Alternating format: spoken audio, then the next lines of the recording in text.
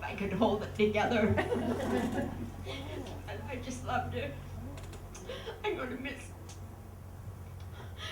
We had so much fun together, and I've only known her about 9 years. Anyway, like you said, we used to compare sons sometimes because I had my first baby at 40, and she always said how spoiled he was and how she brought up her son and how I was bringing up my son. But that was one thing. Plus, we were great shoppers together. We had so much fun because we'd always see who could get the best bargain at the Goodwill.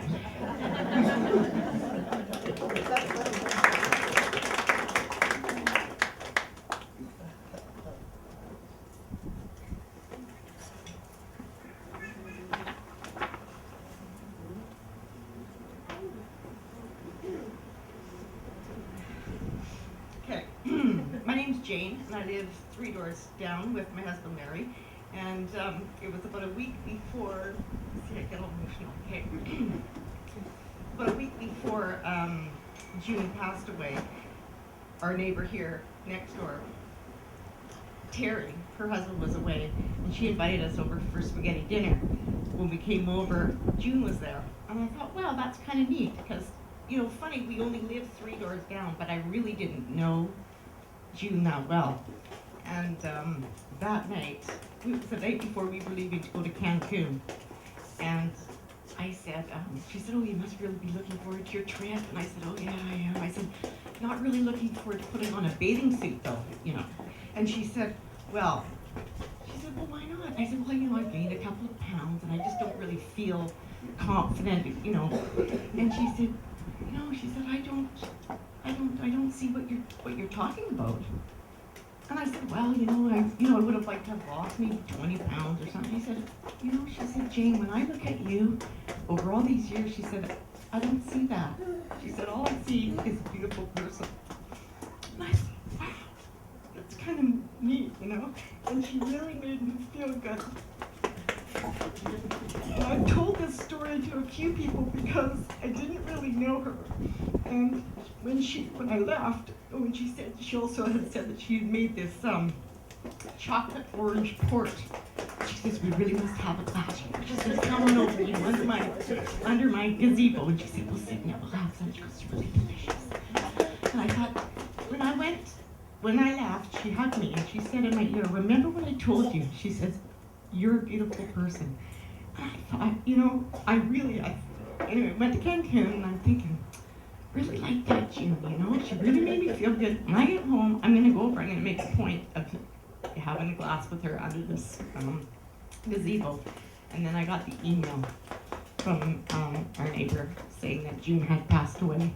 I was shocked. I couldn't believe it. Anyways, wanted to share with you how she touched my life in that short, we just see her drive by and drive by and drive by, and never really got to know her well, but she really touched my life, so she'll be missed.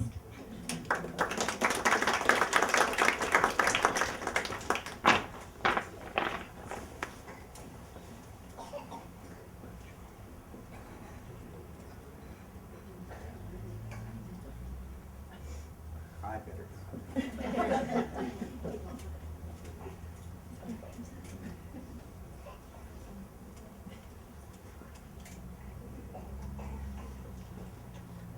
I'm the husband that was away when June was over at our place with my wife. Anyhow, I'm Larry, and I've lived next door. Terry and I have lived next door to June and Lauren since we moved in here in July of 1991. Let's see, I guess the very first experience I had with Lauren and June was when Lauren came over and knocked on my door. And we used to have, before we redid our kitchen, we had a window that faced Lauren and June's house. So Lauren came over and knocked on the door, and he said, do you mind if I come in for a minute? Come on in, I'm like, pleased to meet you, I'm Larry, and he comes into our kitchen, and he looks at our kitchen window, and he's looking at his house like that. And I said, what's going on? He goes, well, June wants to see whether or not she can walk around naked without So I looked out the window, and there's June down here. He said, well, it looks like you guys can walk around naked. It's a beautiful thing. June, they were always, they were great neighbors, you know. But the car thing, somebody mentioned something about a car tour about June and her new car. It was lovely to see her with a new car. She always figured a car was something. I'm really amazed that she actually figured out you had to put gasoline into a car. Because, yeah, you know, I could probably count the number of dead batteries I saw between Lauren and June in the last 5 years. If I used my fingers and toes all together, they were just always with the dead battery. When Lauren was sick, I know that she had to put a new engine in her car because nobody told her you had to put oil in these things. So I think it seized up on the way of one of her many trips down to Bellingham. June loved sitting out in this yard, and it's really great that we're having this out here for her because over the years you could just be guaranteed if there was just a bit of sunshine, she was sitting outside in the yard. And you know, our dog, we used to have a dog that would come over and visit and all that. And our cats lived over here, our dogs lived over here, everybody kind of lived over here. But she always had all of her friends over here all the time, anytime there was nice weather. This thing here, she made, I know my parents, they buy one of these things, they put it out on their back porch and they sit under it maybe 2 or 3 times a year. June lived under this thing once she put it up. So they had it between the house here, and you could see her sitting out here with her friends almost any day of the week that there was sunshine. She loved sitting out in the yard. And you knew when she was sitting out there because, of course, you'd hear her laugh. And I almost hate to compare her laugh to something, but if any of you have ever watched The Little Mermaid, the Little Mermaid Disney cartoon movie thing, there was Ursula the Sea Queen or something. Well, of course Ursula the Sea Queen was not nice like June was, but their laughs were exactly the same. And yeah, you could hear that from 3 doors down if you were down there. And she laughed all the time. She was a very happy person. She was Mrs. Santa Claus, and she was a great neighbor, and we'll miss her a lot.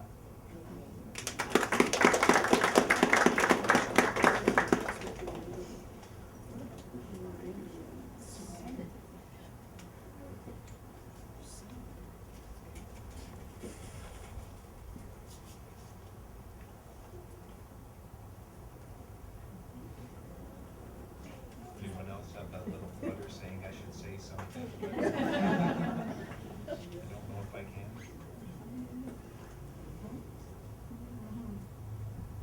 Could have gone on for a while, but I couldn't hold it together. Well, my mom's wish was to be buried with Lauren in the cemetery close to the fence. And so just down here, there's some white roses that we've put where Lauren and my mom are interred. You can walk down the alley, there's a break in the fence there that would make it easy if anybody wants to pay their last respects. There's food and refreshments in the dining room, and so please help yourself. And thank you for joining us in celebrating my mom's life.